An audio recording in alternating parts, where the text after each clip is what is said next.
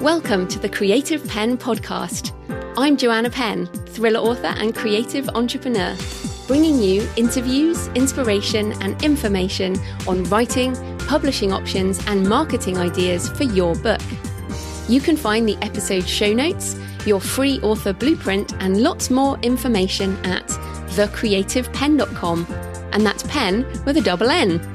And here's the show. Hello creatives, I'm Joanna Penn and this is episode number 701 of the podcast, and it's Friday the 30th of June 2023 as I record this. Yes, we're halfway through the year. It's time to revisit your creative goals and see what you have left to do. I'm certainly doing that.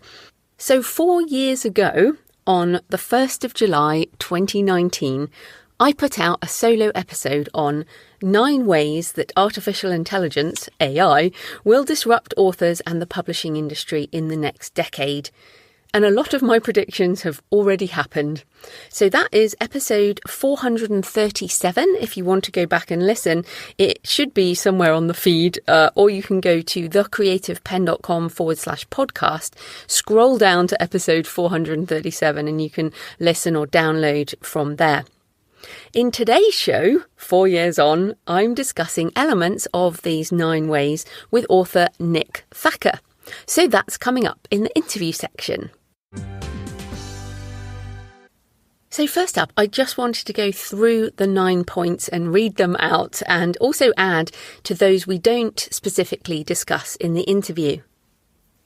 So my 9 original points were as follows. And essentially they were meant to be disrupted over the next decade, so between 2019 and 2029. Number 1, non-fiction books, blog posts and news articles will be written by AI. 2, copyright law will be challenged, as books are used to train AIs, which then produce work in the voice of established authors. 3, voice synth technology will replace human narrators for mass market audiobook narration. So those first 3 are all discussed with Nick, and I've also been obviously talking about those particular ones in recent episodes, all linked at thecreativepenn.com/future. So those 3 are coming up. Number 4. Voice search will disrupt text-based SEO, and if you don't have voice content, you will be invisible. So I wrote, voice search has the potential to disrupt the existing search engine model that monetizes based on paid ads. The front page of Google is no longer enough when there is only one answer to a question. Now, this is very interesting because I got it right. That thing that I just said, the front page of Google is no longer enough when there is only one answer to a question. That's correct, but I got the modality slightly wrong.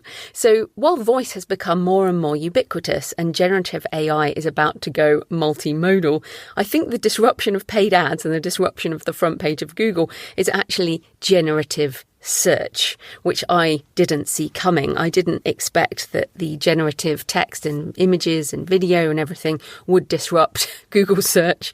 And of course, Bing chat and all of this stuff that's coming. I'm going to link to the Google article on this, but I am going to plan to do another episode, like a separate episode on generative search as it settles down. It's in massive flux at the moment, but I think generative search will have huge impact on us as authors because, as I've been demoing in my AI sessions, the book discovery with generative search is brilliant. So I have a lot of very positive thoughts about how generative search will impact us as authors, but it's going to take a whole nother separate episode. So in the show notes, so you can always go to thecreativepenn.com/podcast, find the episode and go into the show notes. I've linked to Google's generative AI search paper, but this is definitely all coming. It's coming to Amazon. It's in Bing already. So yeah, lots of discussion in various SEO sites. It's disrupting content marketing, but it's also going to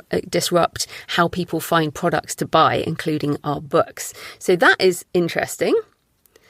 5. Translation will be performed by AI for books as well as other content. Now, we're definitely on the way with this one, and remember my original time frame was a decade. So based on my research for that article, I used deepl.com, deepl.com, to do first draft translation for German non-fiction books in November 2019, then hired an editor to work with me to localise them. And those books are out. They're on, they've got decent reviews. They're selling in Germany and other places. I did that back in November 2019. This is now an established process for many indie authors. So using DeepL, working with editors, proofreaders, etc. as part of the translation process. And also many translators are using these tools for first draft translation, which they then, it's the 80-20 rule. If you can get 80% done like this, and then you use the 20% to finesse it, basically, to do the art. Other AI translation tools include Google's Translation Hub, which offers 135 languages, and Meta has a model that can translate between 204 languages, even some rare ones. I've also heard from indie authors using ChatGPT to translate text, including emails, newsletters, and some aspects of books, and that will become more possible as the context window size becomes longer. And again, links in the show notes to there. Number 6, content will explode exponentially, and AI discoverability and marketing tools will help navigate the tsunami. And yes, I discussed that one with Nick, because that's certainly coming true. Then number 7, AI augmented creativity will develop and more people will want to be writers. I said in the article, I see the rise of centaur publishing, where there will be new forms of writing in collaboration with AI tools. And this is definitely happening already, and I consider myself, I guess now, a centaur, or at least, as I've talked about before, an AI-assisted artisan author, an A4. And many writers are doing this. If you join the AI Writing for Authors Facebook group, you will now find over 3,000 authors collaborating to create in new ways and sharing their processes. So links in the show notes, or just go to Facebook, AI Writing for Authors. Number 8. Print publishing will shift into a green, sustainable model with AI-assisted micro print on demand. I may have been a little over-hopeful with this, but we still have time.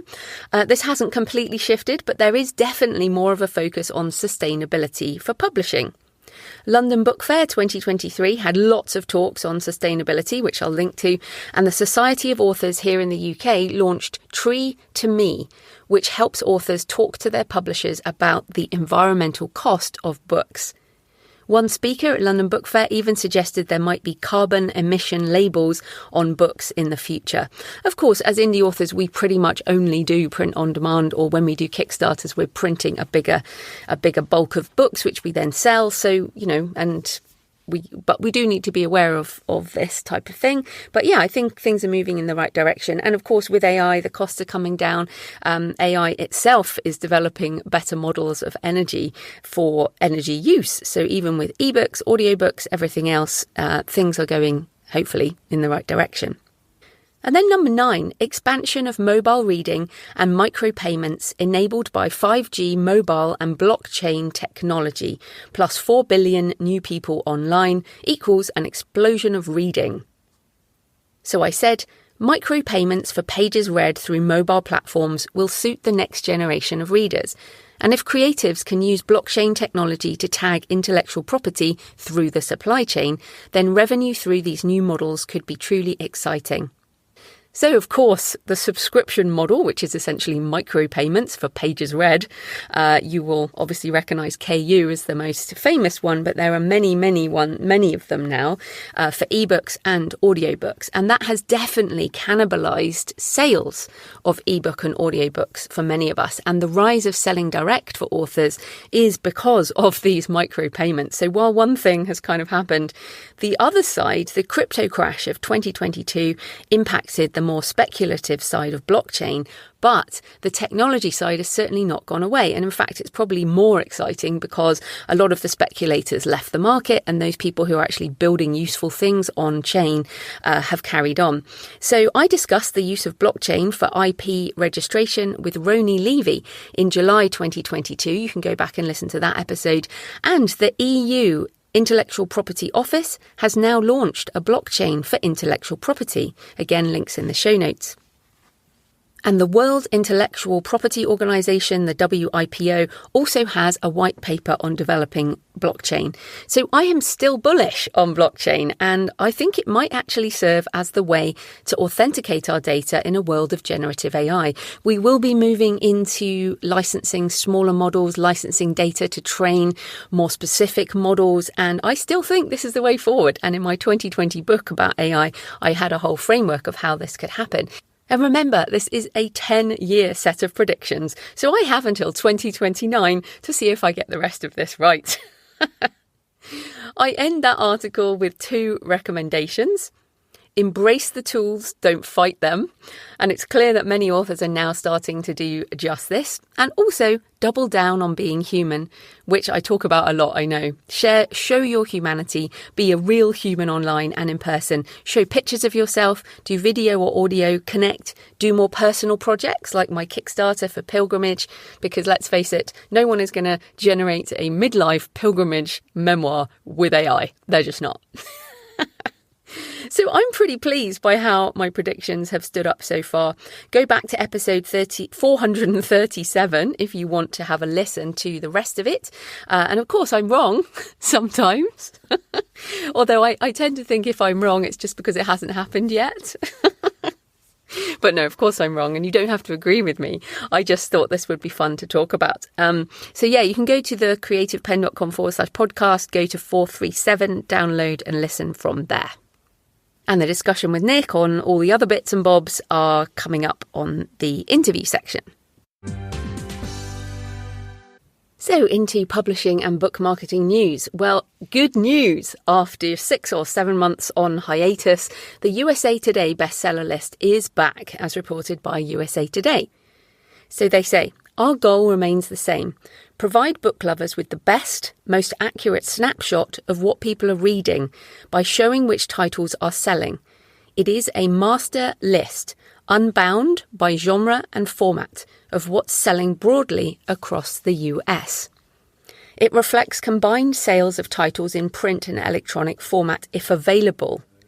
Our data team weighs and compiles those numbers to generate the week's 150 top-selling titles. The rankings reflect sales from the previous Monday through Sunday.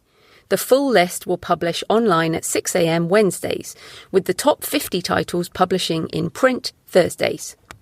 So I've hit the USA Today list twice, once as part of the Deadly Dozen back in 2014, which was a campaign of 12 authors, and it was a 12 novel and novella box set organised by the fantastic Diane Capri back in the days when that was still allowed in the New York Times list, and indie authors can't really do that anymore. They changed the rules. But then in 2016, I hit the list, the USA Today list myself, with my own box set as a single author with the first 3 books of my Arcane series. I haven't tried since then, because once you've kind of done it, then you have to basically organize yourself. Authors are still doing it if you care about it.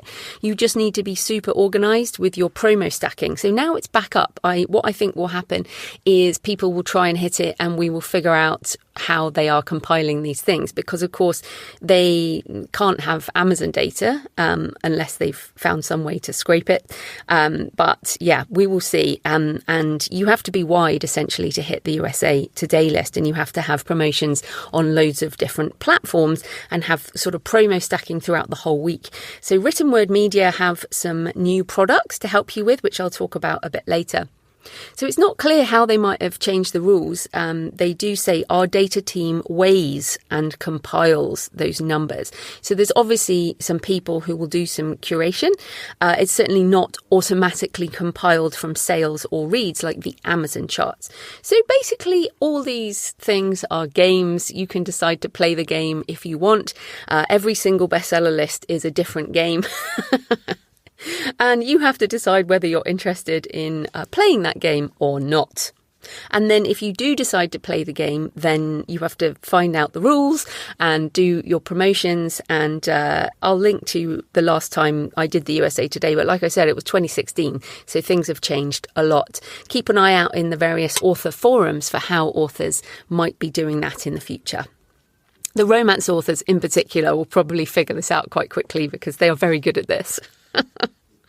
Also interesting this week is an article in The Verge about TikTok's move into e-commerce. Now, TikTok Shop is available right now, but it links through to lots of other providers and lots of other vendors. They've been at various conferences, and now The Verge says they're readying an online shop for US customers. The storefront would live inside the TikTok app under an e-commerce tab. An array of curated items as well as products listed for sale through TikTok Shop. Its existing in-app shopping feature would be for sale.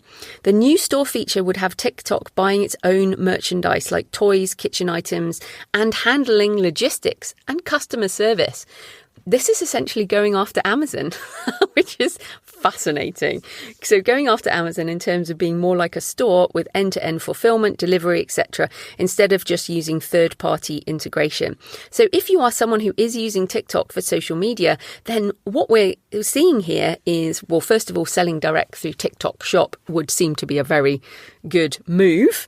And in fact, this summer, Book Vault will launch its TikTok Shop integration, which they put out on an email, and that will enable you to sell your Book Vault titles directly from TikTok. But this idea of, I guess, TikTok fulfillment, TikTok e-commerce will mean that they will do the printing and shipping and delivery. So I think that's fascinating. I am far more interested in TikTok. They have gone way beyond just being a social media platform. So yeah, who knows? Maybe I might even look at TikTok in 2024. I don't know. I feel like I don't want to use it for many reasons because people say it's super addictive, but the direct sales potential interests me very much. Now, you can integrate it with your Shopify. Shopify has great integration with TikTok, and also many of the other platforms integrate with TikTok. So you certainly don't have to use their e-commerce. But when these companies go after market segments like this, there are often good reasons to try it. So if you are wide, if you control your intellectual property, you can sell your books however you like. And I think this is fascinating.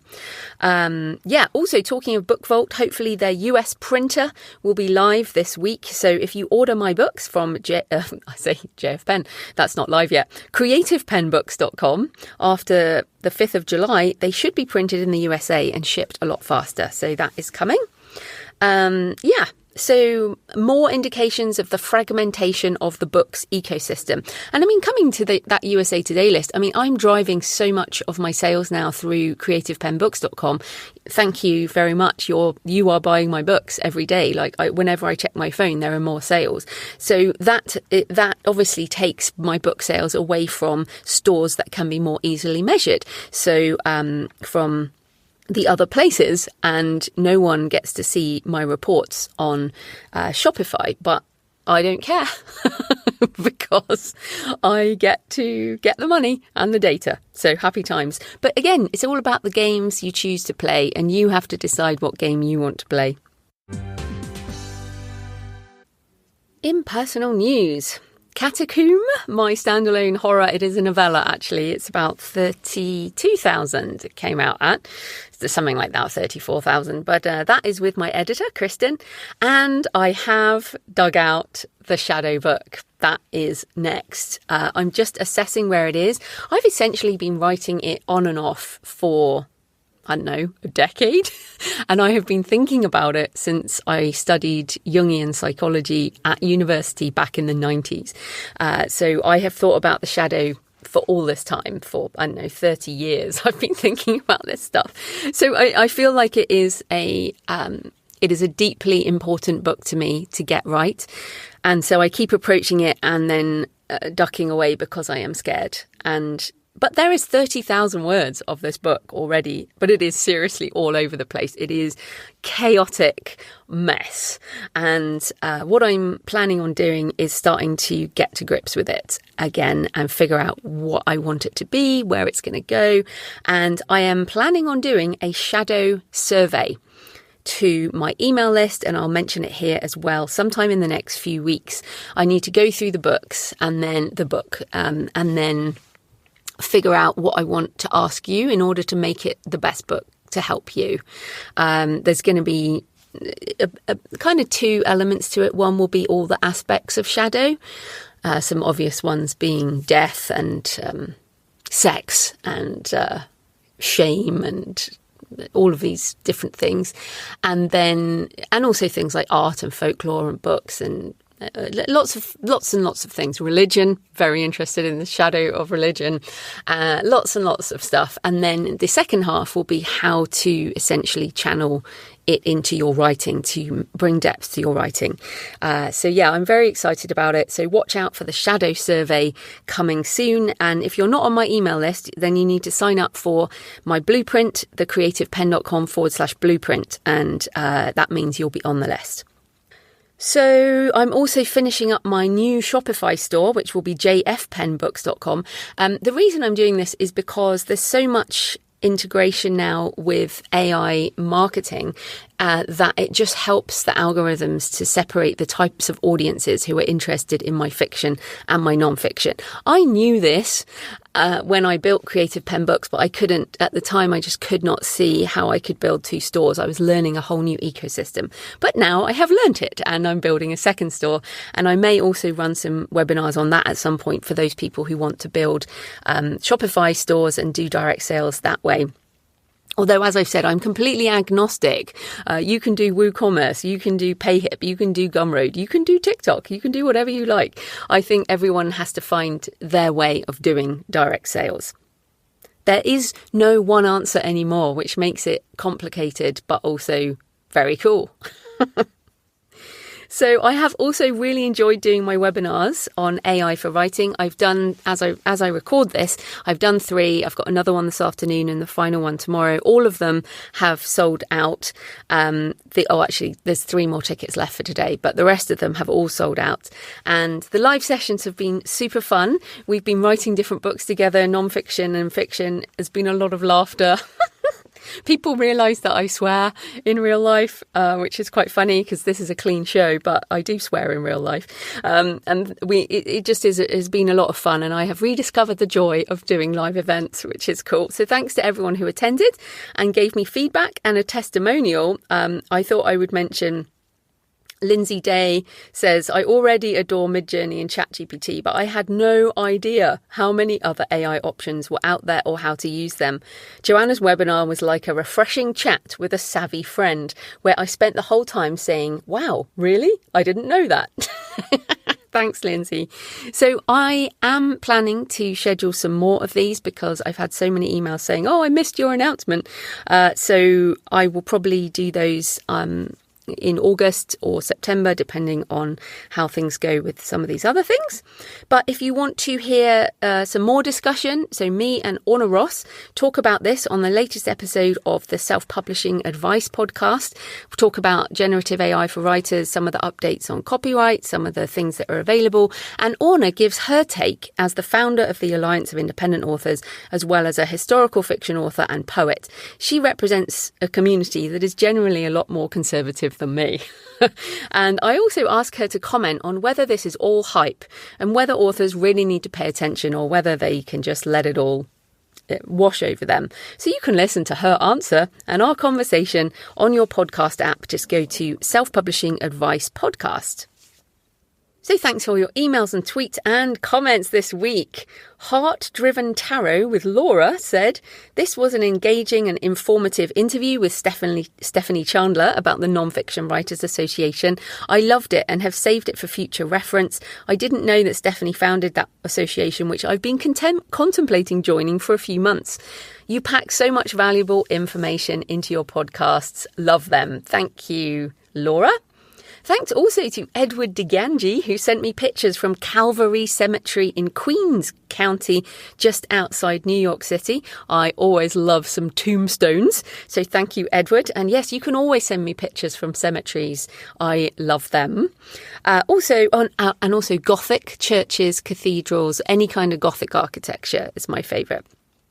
I actually do have an idea for a Gothic architecture series, and I talked about it with someone and they were like, seriously, do you think anyone's going to be interested? And I'm like, do you know what? I don't think I care because I love them. I think a crime series set in Gothic cathedrals is a great idea. That's just me though. Also, thanks to Dan Kenner, who said, enjoying the latest episode of the show while trying to keep the baby goats from eating my headphones. Very cute pictures of the baby goats. Pornima Manko, hi Pornima, is listening to the latest podcast in Dubrovnik in Croatia. Beautiful city. Just fantastic place. Enjoyed my trip there too. And Tiffany Dickinson says, I just listened to the 700th podcast episode. I began listening in the 400s and can hardly believe how time has flown by. Congratulations on staying strong. Yes, well, as I said, at 600, I was bored. I was definitely considering giving up the show again, but I just blew past 700 because there's so much going on. So I can't see me ending anytime soon. I did say there will be some changes, but that doesn't mean this is going away. Changes will be explained at a later point. So remember, you can tweet me at The Creative Penn with a double N, send me pictures of where you're listening, or email me, joanna@thecreativepenn.com, or leave a comment on the blog or the YouTube channel. I love to hear from you. It makes this more of a conversation. So this episode is sponsored by Written Word Media, because however you write your books, you're going to have to reach readers somehow.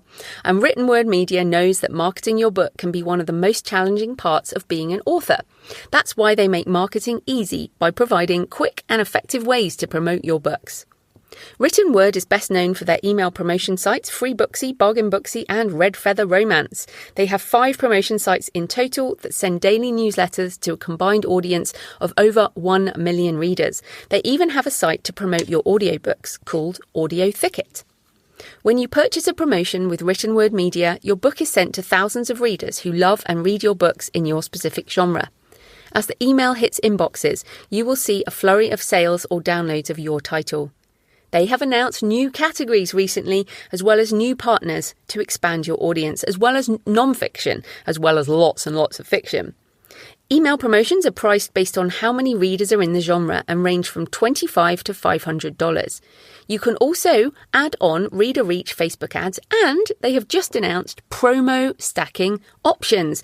So if you did want to try and hit a list, promo stacking is the way forward, and that basically means you book different promotions on different days and hit multiple people.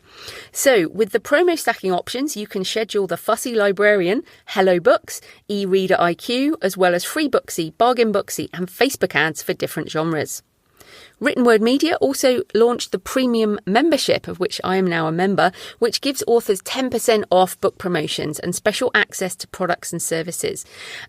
This basically gives you priority access to booking, and that's partly why I joined, but also you get percentage off, so it makes it more cost effective for multiple promotions in the year. It also keeps me reminded to do more promotions, and I definitely think that using these email list promotions are a really important part of continuing to get particularly free books in my series going to bring more people in.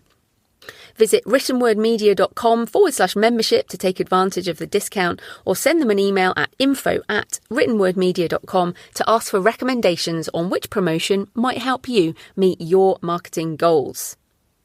So this type of corporate sponsorship pays for the hosting, transcription and editing, but my time is sponsored by my patrons, especially the in-between-episodes on AI and other futurist topics.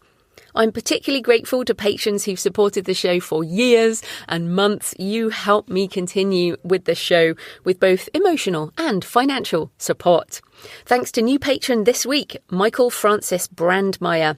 And if you support the show on Patreon, you also get my extra monthly Q&A for patrons only. And I answer questions on writing craft, publishing, book marketing, making a living with your writing, and of course, AI and futurist topics. Patrons also get first access to things like the ticket sales for my webinars, so get early notice of that kind of thing. You can support the show with just a few dollars or euros or pounds or whatever your currency, and you'll get that extra monthly Q&A audio and the backlist, so you'll get a ton more audio. You can support the show at patreon.com, patreon.com/thecreativepenn. Right, let's get into the interview, or discussion, it really is, with Nick. Nick Thacker is the USA Today best-selling author of over 40 books, including thrillers, action-adventure, and non-fiction. He also helps indie authors through his courses, coaching, and also by working with Draft to Digital.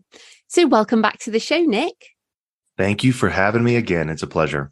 Yes, indeed. Now, you were on the show 3 years ago talking about writing action adventure, but tell us a bit more about what you're up to now and give us an update on your author business, because you do lots of things. Thank you. I do. Yeah, I still write action adventure. I'm still definitely pushing books out as fast as I'm humanly possible.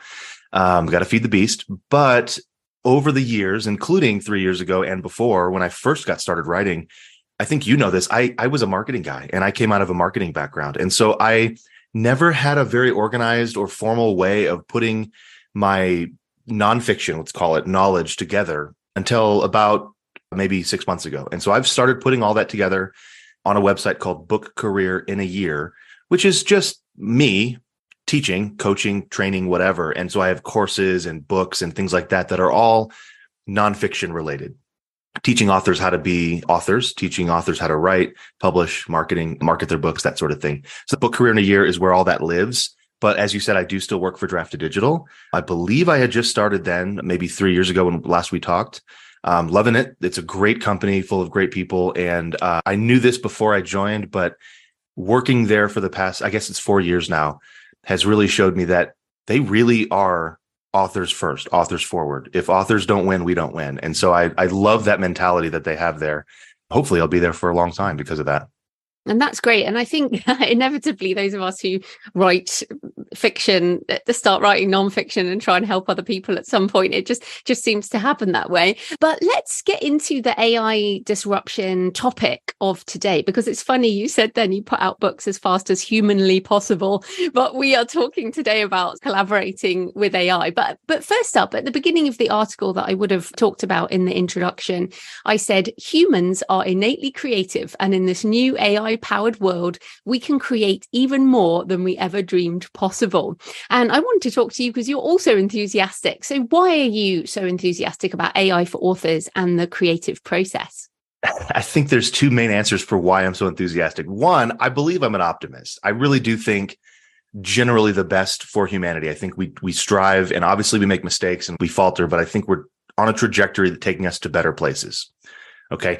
Two, I figure if we're going to have robot overlords take us over like Skynet, we might as well just embrace it now and be good to them and nice to them and hope that we get killed last. That's a little bit tongue-in-cheek of an answer, but truthfully, I think it's the first one. I think the optimism I have carries over into this realm of AI as well, because I feel like we haven't even scratched the surface of what's possible. And that excites me. Yeah, and just to give people listening some other things there. So Mark Andreessen just recently posted an article, really long article, How AI Will Save the World. So I'll link that in the show notes. Also, Mo Gawdat's book, Scary Smart, which really talks about we're raising the AIs on our writing. Although you and I blow things up, kill people. But, we are trying to sort of be nice to the AIs. Right, exactly. And I think it goes back into that. I think part of the way to be optimistic about this is to realize that we're not really seeing what Ray Kurzweil calls artificial general intelligence. I mean, we're not there yet. And while I believe this could be a route toward that, I'm not worried about that. And we don't have to get into the details of why or why not. But what we're seeing, of course, and this is probably what we'll talk about today, is these are large language models. These are generative AIs. They're not really artificial intelligences. They're just trained on a corpus, on a body of work, and they spit out the next most likely outcome when we give it a prompt. So I'm not terribly worried that it's going to turn into this sentient being that all of a sudden starts bossing us around yet. Yeah, I agree. And there's lots of them. I think this is another thing. Today I've been playing with ChatGPT 4 and also with Claude from Anthropic. And these are two models built differently, that behave differently with the same prompts. And so this is what's so interesting. But let's just put a couple of my predictions together. So number 7 on my list was AI augmented creativity will develop. And 1, nonfiction books, blog posts, and news articles will be written with, I said by AI, but I would now change that to say with AI. So clearly this is happening. But what are your thoughts on AI assisted creativity and how are you using the tools? I fully agree with your predictions, I think we are there in some small way, specifically with the nonfiction, right? I don't know why, but it seems like it's easier to use AI for nonfiction, or at least it seems more believable when we use it for nonfiction. And when I say nonfiction, I don't really mean the narrative nonfiction. This isn't going to write a Malcolm Gladwell diatribe, right? It's going to write, like you said, blog posts, news articles, these things that are factual based. We can feed it a few facts and it can spit out a news article. And this, I think, becomes eventually the new kind of BuzzFeed, where it's, sorry, BuzzFeed, the lowest common denominator of writing quality just to get information out into the internet. I think that's an easy box to check. I think we're there already. Yeah, I want to come back on that because BuzzFeed did win the Pulitzer Prize for international reporting back in 2021. But I know why you use that example, because those of us, that's what we think when we think about BuzzFeed. And I also think this brings up what people think about AI content, which is that it is just kind of regurgitated stuff, let's say crap. But a lot of it isn't. And I guess that's what we're thinking about as AI assisted creatives. So how are you using these tools as a writer and a marketer and without outputting a load of crap, basically? Sure. The way that I use these tools is adjacent to writing is the way I think of it. So I will use ChatGPT is my favorite right now. I use GPT-4 and most of the time, and I use it to produce things like book cover blurbs or marketing promotional materials. So I can give it a prompt that says, I wrote this book. Here's the blurb that you just wrote. And I would like you to give me 5 tweets or a blog post about what this book is about. Right. And of course, I then go and read it and make sure it is accurate, make sure it's what I want to say, tweak it a little bit. But this saves me so much time because for me, I'm not in that headspace. I'm in fiction mode, right? And so I want to get in there and really quickly, I've written this book and I want to upload it and publish it. And oh, shoot, I got to come up with a description and all that. And so I'm not in the right headspace. And so ChatGPT specifically for me helps do that kind of thing. But on the fiction side, I've also played around with tools like Story Engine from Pseudowrite to just help generate some creative ideas. I think the challenge is, or the problem we run into as authors is we kind of try these things thinking, well, once it gets better, it'll just be able to do all of this for me. It'll just be, we'll say, write this book about, like you said, a bunch of people shooting at each other and killing each other. And then it's going to say, okay, great. Here's 90,000 words on people killing each other. But that's not where we are right now. And I don't want to use these tools like that because that takes away what I like to do. That takes away what I want out of my writing career. But I will use it to generate ideas for example, Joanna, in my current work in progress, I wanted to think of the book in terms of a series of set pieces. Like in Hollywood, when you make a movie, you have these big set pieces, these big action scenes. And I wanted to think in terms of set pieces, but I'm not very good at coming up with set pieces.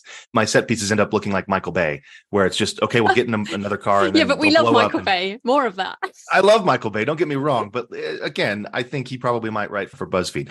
I think before they won a Pulitzer, I asked ChatGPT to come up with some possible set piece ideas, and it spit out 5 or 6 really good set piece ideas. There were 10 total, and some of them I just threw out. They weren't very good. They were like, here's a car chase and the car blows up.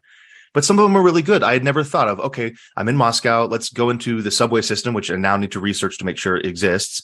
And then they can have a chase scene in a subway car. Like, well, that's something I've never done before. That's really cool. I'm going to write that personally as Nick. I'm not going to ask ChatGPT to write that for me, right? But I want to use these tools to speed up the process of brainstorming, the process of planning, because I want to spend my time writing. Yeah, and great example there. I think asking these tools for lists of ideas and combining different things too. So I was doing this earlier and I said, I've got this character and this character and this character, and they are all of these different, they are an archaeologist and a builder and a whatever. And they're in this situation. Give me 20 ideas for interpersonal conflict that could come up based on these backstories. And so And this is an example of a complicated prompt. And it's so funny because on the one hand, we say, oh, it's just regurgitating what comes next. But actually, when you ask it for creative ideas that combine different things, or for example, I asked it for book marketing ideas related to non-linear and non-obvious industries, and got ideas for things like what the fashion industry does for marketing and what all these different random industries that we don't know anything about really, and what they do for marketing. So what we're trying to encourage people to do is, let's just take away that whole thing about, oh, don't let it write your book for you. Like all the other things is what it's really for, right? Right. I think that's what you and I have been saying when asked and when we talk about this stuff. And I go to conferences and I can be talking about email marketing for an hour and I get a question about AI at the end. I think it's that popular and that important for us as creatives. And so you're exactly right. I think if there's any bottom line, it's that don't ignore this tool because you think it's going to replace a job or you're worried about your helping our future robot overlords. Use the tool for the things that you are either spinning your wheels on or wasting time doing, or that you just don't need to be doing because it's not the most creative outlet for your genius, right? Yeah. I mean, even you mentioned email marketing there. I did actually earlier ask for 20 different headlines to put in an email about a particular book. And so I gave it the synopsis of the book. And then I said, give me 20 different headlines that will make people want to open the email. I mean, again, we are so bad at this kind of thing that asking for help is a good idea, right? Right. And I've had it draft those emails for me too. I said, great. I love number 1, 3, 7. Please write the subject line and the email first draft. And then, of course, I go back, I read it, make sure it's accurate, make sure it says what I want it to say. But a tool like ChatGPT and some of these other ones that have a quote unquote memory, they know based on that, at least that chat thread, what you've told it in the past. You can give it a style guide. You can give it a tone. You can say, okay, this is who I am. This is how I write. You've read all my stuff. Can you write this email in terms of how I might sound? And a lot of times it gets it pretty accurately. Now, to be fair, I'm no Cormac McCarthy, right? My style is pretty much just, and then the man got shot in the neck. It's not terribly verbose, I guess. And this is a tip as well. I don't advocate using prompts that include another author's name. So I will never say, write me this in the style of Cormac McCarthy or in the style of Nick Thacker. Yeah, I mean, the same, right? And with images, with everything, there's no need to even use anyone's name in any prompt. You need to think a lot more about the kind of output you want. But you also said it's a first draft that you then edit, you check it. We're not just generating and then publishing, right? Correct. Never. I've tried. I would love for it to be good enough to do that. But there's something, even if it were, Joe, I think there's something about it comes back to that creative process. It may one day be good enough to write a whole Nick Thacker novel for me. And we can talk about whether that's good or bad, ultimately, ethically, whatever, but I don't care because I'm still going to write my books unless they tie me down and say you can never write again, right? I think that's what I'm getting at here is I'm going to go over that stuff. I'm going to read through that stuff, not because I don't trust it. I mean, that's definitely part of it at this point of the game, but I also want my voice to be in there. I also want it to be from me. And so I'm using this as an assistant almost. And I would say I use it as an assistant for things that are, I'm going to say, not important. And that word probably carries more meaning than it needs to, but an email to my list, I'm not saying that my list isn't important enough to hear from me, but I am saying that it's not important enough to spend 2 hours crafting the perfect email because it's just going to get lost in the ether, right? I mean, I'm going to have 20% are going to open it in the first place, right? So it's just not something it's not the most important task that I do during the day. So I'm going to use ChatGPT for something like that because it can spit out something that's very, very good, certainly good enough with a little bit of tweaking and crafting. And then I've spent 15 minutes total and I can send it out to my list and move on to the things that they are paying me for, which is write more books. Yeah, actually, there's a good book called The Big Leap by Gay Hendricks, and he talks about the zone of genius and that you should really spend the majority of your time doing the thing, not necessarily that you're a genius in, but that you feel only you can do. Only you can do. And exactly what you said, writing in your voice, writing Nick Thacker novels is actually part of your zone of genius. Whereas, I mean, you are more markety. I mean, certainly for me, writing email headlines and all of that, writing sales copy, writing ads. This is definitely not my zone of genius. So that is definitely using different tools. So I feel like maybe that makes a difference. And this applies to generative AI for images too. So I've been doing images, but then I give them to my cover designer because it is not my zone of genius to create book covers. Exactly. I do the same thing. I've got a book cover designer these days. I used to do my own covers, but again, when we talk about things that even if I like doing it, I'm not the fastest and I'm not the best at it. And when I found somebody who was and affordable, then I just said, you're going to do all my book covers from now on. And when we talked about the AI thing, we came to the same conclusion that, look, I can sit over here, Nick, can sit over here, use something like Midjourney and say, this is kind of what I want you to do. And that I don't have to spend any of my time designing something that's going to look horrendous, and then give it over to my cover designer. And he can immediately see, oh, I see what you're trying to do here. Let me go take this and run with it. Yes. And it's so funny because my cover designer I used to say, okay, I've got this book coming. This is the title. This is the genre. Here's like 4 different things that are in it that might work for some ideas. Then she would send me like a whole folder of stock photos. And I would go through the stock photos and say, yes, that vibe, no to that. Yes, yes, yes. So I would spend time doing all that. And now what we do is, like you said, I go on Midjourney, I generate a whole load of images myself and I send them to her and I say, this is the whole vibe. And then she puts them all together into a cover. So this is what's so fascinating. It's changing our processes, but yes, we're still trying to stay in the zone of genius. I mean, you and me, because we're action adventure, my Arcane series and your books, they're quite similar. We like the high concept explosion action adventure stuff. And absolutely, it is very visual. So it's fun for us to do the visual stuff, isn't it? It is. And I like to say that over time, we're in a groove. We're writing and we're producing. It's very difficult to realize that we've gotten into a rut. And what I mean by that, with exactly what you said, is my set pieces all started to sound the same. All of my descriptions started to sound the same. All of my action scenes started to kind of blend together. It didn't matter. You could take one out of this book and put it in another book, change the character, and it was the same thing. And that's been a huge boon. AI has been a huge boon for that because, again, I can use a visual tool like Midjourney. I can use a text tool like ChatGPT, and both are going to give me some ideas that I can then use in my own book. And again, I'm not going to lift it and put it. It doesn't work that way. That probably would be great if I could just take it and say, good, here we go. But we're just so far from that. And I don't even know if I'd want to do that for reasons I said before. Yes. Well, that brings me to my number 6 of my list, which is 6. Content will explode exponentially, and AI discoverability and marketing tools will help navigate the tsunami. So it really feels like we are about to enter this prediction. You and I have both said we are not going to just generate and publish, but some people are.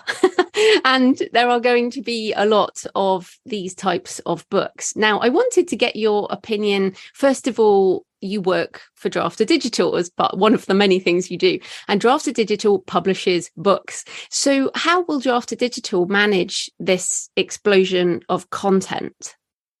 Very carefully. I can't give details, but we are going through this daily. We have probably the best customer support team on the planet. And I mean that. And they are in the front wave of that tsunami, right? Or I guess they're on the shore as the tsunami's. I don't know where to go with the analogy, but you know what I mean? The tsunami's the AI and they're standing on the shore looking at it, trying to protect all the rest of us from it. It's happening now. It's already happening. They're doing the best they can. And our policy at Drafted Digital is always authors first. And we want to support authors. However, we also want to make sure that we're supporting authors, not AIs. Not because we're all anti-AI there. It's a tool. That's how we approach it. But we want to make sure that we're not getting bombarded by crap, as we said earlier, right? But it's just very challenging. It's very challenging because we don't have, and you know this, there is no tool that can predict something was written with AI. If there's too many false positives, up to 50%, I think, or more, some of these tools. And that gets into some people just not writing very well. But it's also, I can put my book that I wrote 10 years ago when AI didn't even really exist like this through one of these tools, and it will spit out 30% of it was written by AI. So we can't trust these tools that quote unquote predict that something is written with AI. So as a company, we don't really have an automated way to find this stuff. We have to vet it all manually. And we've got some ways that we're doing it internally, and we're trying to figure it out as we go. But it is challenging. It's very challenging. Yeah, well, I should say the Bible and Jane Austen and all these books that are massively represented in the training data definitely come out as AI written. So if anyone would like to have Joe, are you trying to claim that God is not an AI? Because well, who knows? that We might may actually be fit. in that. We may be in the simulation, but no. And of course, Dan Wood from Drafted Digital was on the show a few weeks ago, and we were talking about this then. And basically his point was, look, if you use AI to make good books and you're writing them in your voice and you're using it as a tool, then we'll be happy with that. So if you're a real author doing real things with real tools, then that's all good. If it's just another scammer upload a load of crap, which there are those books around, then again, regardless of the tool, Drafted Digital doesn't want to publish bad books. And that's hard because we don't also want to limit an author who hasn't quite figured out their own voice and they're not using AI, but they just sound like, so there's things like that are just, it gets a little squishy, but we're doing our best. And the people that we've got on staff are the best at what they do, finding this stuff and looking for this stuff and trying to do exactly what you said, which is support authors without supporting the race to the bottom of quality. Yes. Yeah. And I often say double down on being human. If you are someone, including me, I have published so far as we talk, just one short story that has generative AI text in it as part of it and a cover as well with a demon's eye, which was a few months ago now. But if that got blocked by Drafted Digital, I would email the team and say, look, this is me. And I mean, you guys know me, but if it was someone else who had never emailed you or didn't have a personal friendship, then I would do that. I would say, look, email the team, explain the situation, explain what you did, and just connect with the Drafted Digital team as humans. And that kind of proves that you're not just a spammer, scammer uploader, right? Exactly. Do that with Drafted Digital. Do not try that with Amazon. No. We actually do have humans working for Drafted Digital, unlike, well. Yes, exactly. No, you're right. I mean, the Drafted Digital team is much more approachable than the KDP help, for example. But I do think the same applies. We do just have to prove that we are humans, and there will be more of this. I did want to come back on the AI discoverability because I have found something very cool, which is I'm using Bing now to discover books. So, for example, I tried to compare my search on Amazon with my search on Bing. And if people don't know, it's Microsoft's search engine, but it's powered by GPT-4. So I basically said, I'm writing a book, I'm researching stone carving. Give me some non-fiction books around stone carving. And it gave me a whole load of books. And then I said, okay, I want fiction books that feature stone carving as part of their plot or their setting. And I compared these lists with Amazon and with Bing. And my goodness, the Bing one was so much better. It gave me really quality results, whereas the Amazon one was full of ads. Right. And it was full of non-fiction books, and it really couldn't do find me fiction novels with elements of stone carving. Yeah, Amazon has always been a search engine, and yet I've said this from day one. I think you and I talked about it 3 years ago, that discoverability was the biggest sore spot I have with Amazon, or the biggest lack of development that's going on there. I love that Bing has an option. I mean, I detest Bing, but I might actually have to use it because I trust your opinion. Yeah. It's well worth getting on. So for people like I'm a Mac person, and I downloaded the Microsoft Edge browser, and now I have you're less of a Mac person now because you did that. I hope you know. I know, but I love Bing. And Bing, actually, Bing answers the other question, which people say, oh, well, there's no point using these things because it's not connected with the internet. But now you can do Chat GPT-4 browsing with Bing within the app, and you can also go on Bing, which is powered by GPT-4. So if you want actual citations for the things you're talking about, then just go on Bing Chat and try it there. Also, Bing Chat is free, whereas GPT-4 through OpenAI you have to pay for, right? Or something a month, yeah, in order to not get throttled and that kind of thing. Yeah, with the discoverability, I've always thought we have this device called a Kindle. We read at night, and I'm talking about myself here, and I'm like, okay, sit there, and because of data and my Kindle being connected to the internet at all times, Amazon knows exactly how much I read every night before I close that and go to sleep. Amazon has that data. They know what time, they know what time zone, they know what type of thing I like to read, and they know how long I read. So this was a prediction I made probably 5 or more years ago, but I said, I hope one day we'll have a discoverability engine that is suggestive. Like, I open my Kindle at night before I read, and it says, hey, I know you like to read for about an hour and a half before you fall asleep. Here's a story that fits in that time frame. You'll be able to finish it by then, and it's in the genre you already like. Well, actually, as we record this on The Verge on the 15th of May, 2023, there was an article saying Amazon is building an AI-powered conversational experience for search. So they are looking to reimagine Amazon search with this kind of new thing. Very interesting, could definitely disrupt the way we've all been working, but equally, it's going to be what we need because I'm now using Bing. Exactly. I think it might be too little too late, but I'm not surprised at all. That sounds exactly like what a company that is data backed like Amazon should be doing, honestly. I mean, if you're a shareholder, this is what you want them working on. But even as a consumer, I don't have a problem with ads. I don't have a problem with somebody telling me what to buy, as long as it's something, because I just recognize that that's a reality, that we just live in a reality where we're going to get bombarded with ads. Fine. But I'd much rather have them be things that I want, hockey gear or a new phone or something like that. That's interesting to me. And we're certainly at a juncture where the data that the world has on Nick Thacker is enough to suggest things for me to buy that I'll actually like. And so I'm sort of eagerly awaiting that moment. And that goes to what we're talking about with Amazon. I would love to get on Amazon and actually have the recommendations be things that I want. Not just, would you like to reorder this, that you ordered these sponges 3 months ago? Like, you can reorder that. And then also here's 8 new books in the genre that are from authors you've never heard of, and a bunch of ads. Yeah, and I think the difference is really this chat mechanism. So with the Bing experience for finding books to read, it's going backwards and forwards. It's like, no, actually, that's not quite right. How about, so I did it with Action Adventure and then said, you've given me a list of only male authors. It was a classic Clive Cussler and all this, Wilbur Smith and everything. And I was like, okay, I need female authors with female protagonists written in the last decade and with archaeological elements. Obviously, I was trying to fish to see if it would bring up mine. And, sure, yeah, you and that way, and it did. And also, I found some other authors to read I'd never known about. So I kind of have this hope that this will disrupt the and I know a lot of people do write to market. I don't, but also I don't want to read to market. I don't want to just get a whole load of books that have been written to the same things. And I'm kind of hoping that this type of generative search will help readers find different kinds of books. And I'm not sure how that's going to disrupt things, but as a reader, I'm pretty excited.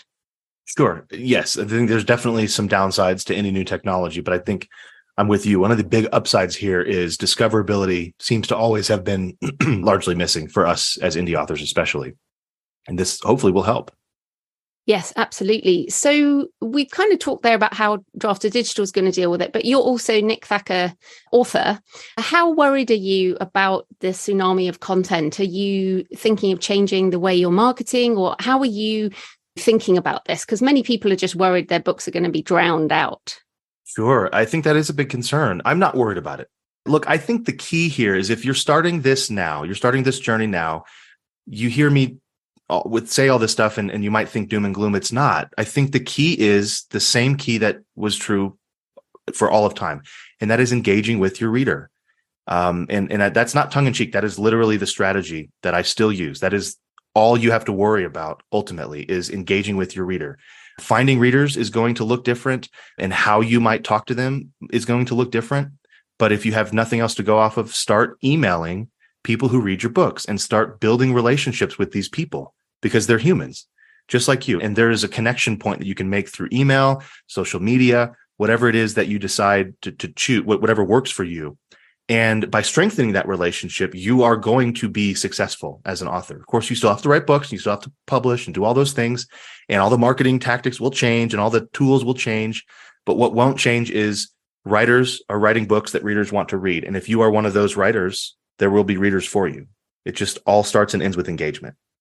Yeah. And also, I'm going to call it, I think Right to Market is done as a business model. Not right now, but in the next couple of years, because if you do Right to Market, generating a book to market will be easy. But something that's your own voice, that is your own unique idea, that is based on just your creative, unique brain that comes up with stuff, I actually think that this will mean a renaissance in far more original work, because we will have to stand out in different ways. And then you will find, like you said, you start your email list, and yeah, it's going to take some time, but I think I trust in the discoverability tools, a bit like we were talking about. There will be, I mean, I've always said, and again, we're using Amazon because they're the biggest data-driven kind of company, but Amazon has had our books, has had the text of our books since, as soon as we publish, they have the text. So why the hell do we have to put in 7 keywords? Why do we have to do these ridiculous things when with sentiment analysis and with all of this, they could deliver books based on much more granular and interesting things than just keywords. So I kind of see this as a disruption, and therefore my call to people is, yes, connect with people, but also write the books really of your heart and the things that are driving you to do this. And yeah, I think that will make people stand out. I think it will. I don't know. And here's my prediction. I don't think it'll be Amazon that comes out with this discoverability tool. I think you're exactly right, because the content is going to explode exponentially. Really, the only way forward is for discoverability to also explode exponentially. Right? Because otherwise, then we have no idea how to wade through any of the tsunami of crap we've been talking about. But I do believe that we will find discoverability tools. And I don't think Amazon is the one that's going to push that forward, at least with books. It doesn't seem to me like they're interested in innovating anymore in the book side, right? We've seen Kindle unlimited payouts changing, sometimes going down over time when we predicted they might go up. Things like that. I don't know that it's going to end. I'm not saying, again, doom and gloom, but I would love personally, and this isn't just me as a Drafted Digital guy, I would love, though, another store to build something that actually works as far as discoverability goes. Something that we can use. Yeah. Well, I'll give you another one. That is the Shopify plugin for ChatGPT. So I also did these experiments with the Shopify plugin. And for example, I asked it for books on how to write a novel, and then used the generative search on the Shopify app within ChatGPT. Oh, very cool. Woohoo, it came up with my books, and you can click on them and it goes to Shopify. So this is another reason. Yeah, it's amazing. So it's another reason I went with Shopify, because of the sort of future facing stuff they're doing. But yeah, I think there's going to be some very cool new ways of doing stuff. And hey, look, it's about bloomin' time, because I feel like our business model has been stagnant really for a while. So I know disruption is hard, but I think there's going to be a lot more cool stuff ahead rather than being worried about it. And that's really what I want people to hear, because I said I'm an optimist. Yes, I can acknowledge and recognize that there's downsides to any new technology, but I'm not focusing on those things. I'm focusing on the future and what is possible for my career, for your career, for anyone who's getting started in this. I love authors. We need more books. And this is a tool. I say this, meaning AI and whatever comes in the future will be a tool for us to be able to do that. And I'm hoping, again, we've been talking about the discoverability side. I think that needs to come with it. And I think what you said with Bing, Shopify, some of these tools that are already out there experimenting with this, we're getting closer to that every day. Indeed. So let's talk about 3 on my list. I said voice synth technology will replace human narrators for mass market audiobook narration. And I did expand this and basically say that's for mass market audiobook, yes, but that there would be more of a stratification of audiobook rights. So you might have a human narrated edition and then an AI narrated edition, which is what I've done for my own books. Now you are doing some interesting things with AI audio. So tell us about that. I'm doing the same thing you're doing. I saw this technology become a way for me to get books produced that never would have been produced in audio format. That was it. I'm not anti-human narration. I'm not saying I don't like human narrators and they should all be out of jobs, but I would never have produced some of my books because they just weren't cost effective. And AI technology gave me the ability to do that and to offer that to my readers for a much lower price than what I would have to charge for a human narrated version. So just like you, I said, well, I'm going to have 2 different price points.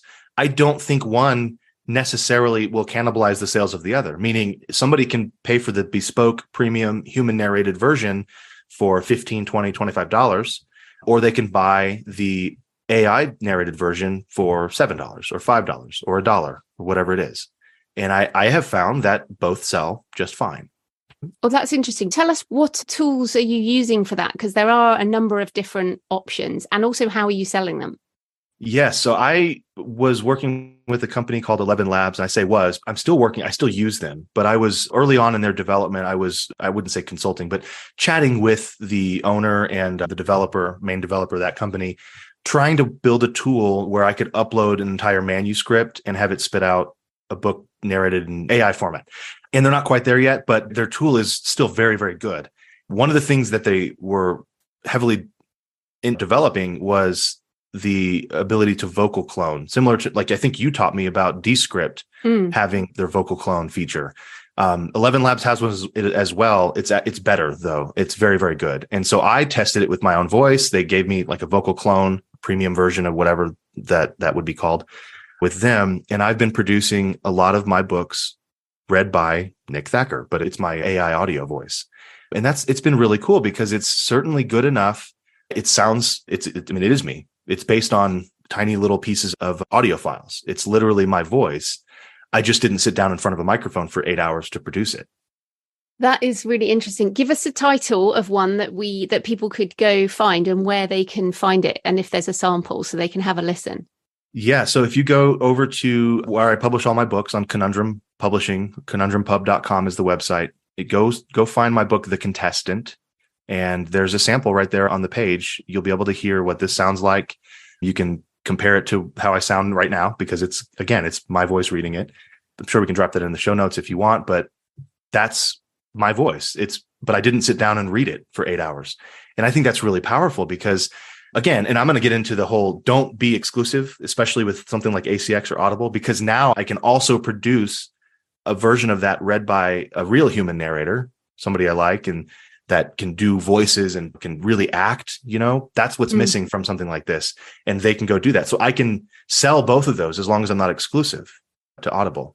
Just to explain that to people, and it also is the same if you've signed a contract with a publisher, that it's story rights. You're often signing story rights, whereas what we want to do is, if you sign a contract, you might want to sign human narrator rights or a specific just stratify the rights instead of all audio. So yeah, if you've signed an exclusive contract with ACX, you cannot produce an AI version, even though it might be a different voice. It will be a different voice because you've signed away the whole project, essentially. So this is such a good point. And I love this stuff. And I'm going to go listen to a bit of that because I'm very interested. And now I have said to people, I've been excited about a voice clone too. But then I have also said, and this is me, this is real you and me, that this is not voice cloned. And at the moment, I'm kind of like, I don't want to do a voice clone because I have said this is my doubling down on being human, which is if you hear my voice, it is actually human me, even though originally I said I wanted a voice clone. So I'm actually quite conflicted about this because of kind of protecting that. But you're clearly over that. Well, it was never an issue for me, but I can completely respect that it is. And that's what I think the challenge is. We want everything to be so black and white, black or white. So it's either this or this. It's unfortunately or fortunately, it's both, right? I understand that there are ethical concerns with the way a lot of these bodies of work get their body of work, right? That's something that we're dealing with. That's something that in the United States, Congress is looking at. So there's certainly ethical and moral concerns here. But for me personally, and I do think this is a personal choice, I don't have a problem with having a vocal clone of my voice. That is not the same as Nick Thacker saying everybody should go have a vocal clone of their voice. It's a totally different thing. Unless your clone says it. Yeah, I can absolutely respect that you don't want one, or that you're still dealing with the pros and cons. Go for it. Absolutely. Have that, have those concerns. For me, no, it was never an issue. I don't have a problem with it. That's interesting. And I know 11 Labs have updated their kind of terms and conditions where you have to warrant that you own the voice that you want cloned, because of course, all of these technologies can be used in bad ways. But I have heard a lot of people say existing law protects us from bad actors, as in people will do bad things, but existing law actually covers it. So one of the other things I said, my number 2 in my list was copyright law will be challenged as books are used to train AIs, which then produce work in the voice of established authors, and the same with images. And of course, that is actually happening right now. There are lots of court cases on it. But yeah, how are you thinking about this? Because obviously we're both using these tools. How do you feel about the whole copyright law? This is not a legal discussion. This is just our opinion, obviously. Yes. Thank you for saying that. I am not a lawyer. I'm not even adjacent to lawyers in any way. I'm not a lawyer, but here's the deal. I was a musician. I still am, but I went to school to be a musician, trained as a musician.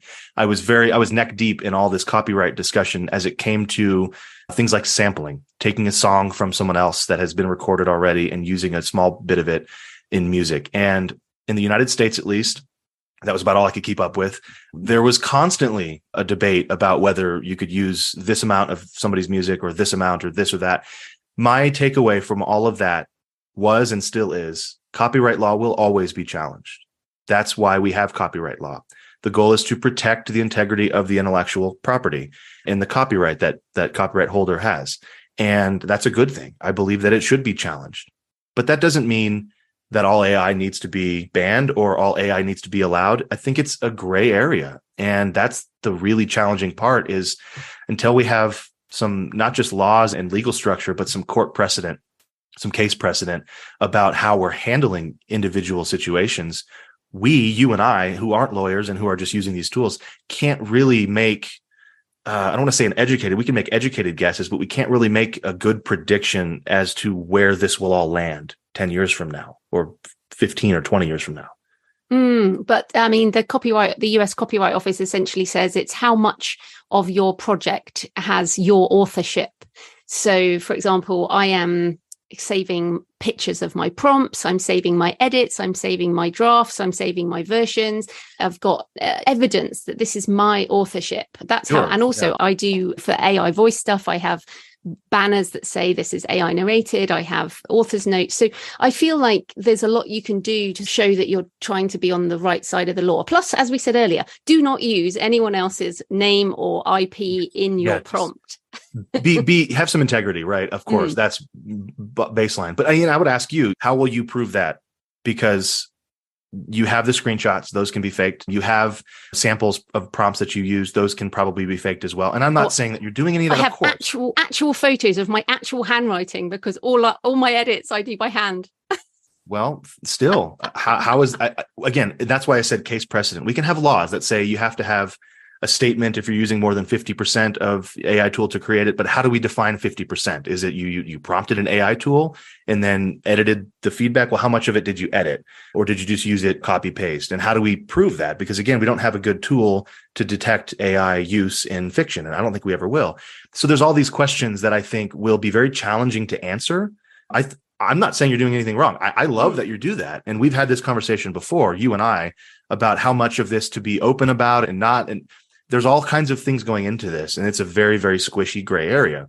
But that's why I say I don't think we can make it a decision on whether or not to use it 100% or 0% at all until we've got not only case law and legislation, but also the court case precedent. People have been tried and accused, basically, in more than one, because it's going to make a difference. Yes. And I think at the end of the day, we're saying use AI tools responsibly and ethically and Exactly. and be part. Don't be a jerk. If you wake up in the morning and go, I'm going to go be a jerk today and I'm going to use AI to do it, you're going to, go to jail. You deserve it. Nobody listening is going to do these things anyway. We all want to do the right thing, but also being part of the change. If people like us and the community are part of the change, we can actually shape things around what is ethically correct and good for the community, I guess. So we're almost out of time, but any sort of final thoughts and encouragement for people in this time of change, because there is a lot of fear? I want to encourage you, actually, and hopefully this will encourage people listening. But last time you and I talked, we were at a conference here in Colorado Springs, actually, and you are at the forefront of this, and you are someone we should all look up to because you're doing these things in an ethical way as much as you can, as much as possible. That's visible. We see that, and that is the way forward, right? So anyone listening, join. Obviously, you are because you're listening to this podcast, but people like you are going to be, just as you said, the ones at the forefront of how do we approach this stuff ethically, legally even. And you are setting a good example as a role model in this community of authors. So I appreciate you for that. I think more of that is what we need from every indie author on the planet who has a platform.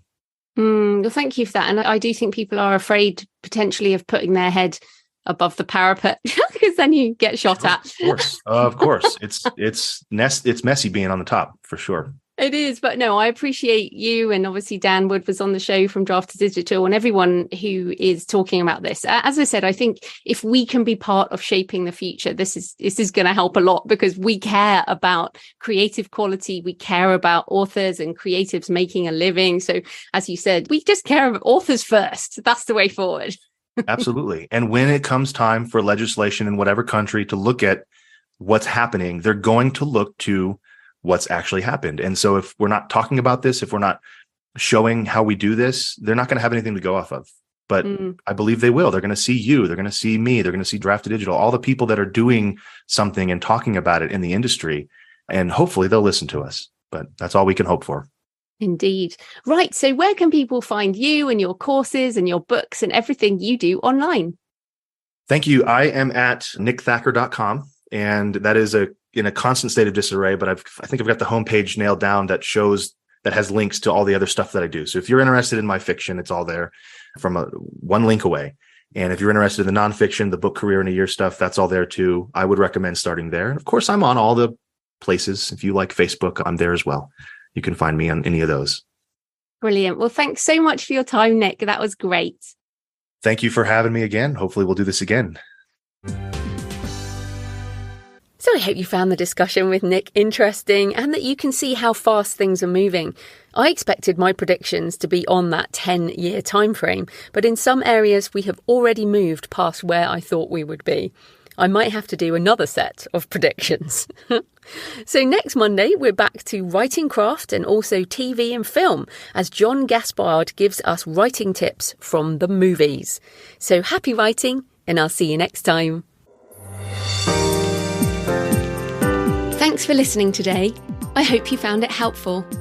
You might also like the backlist episodes and show notes, available at thecreativepenn.com/podcast. You can also get your free author blueprint at thecreativepenn.com/blueprint. If you'd like to connect, you can tweet me at The Creative Penn or find me on Facebook at The Creative Penn. See you next time.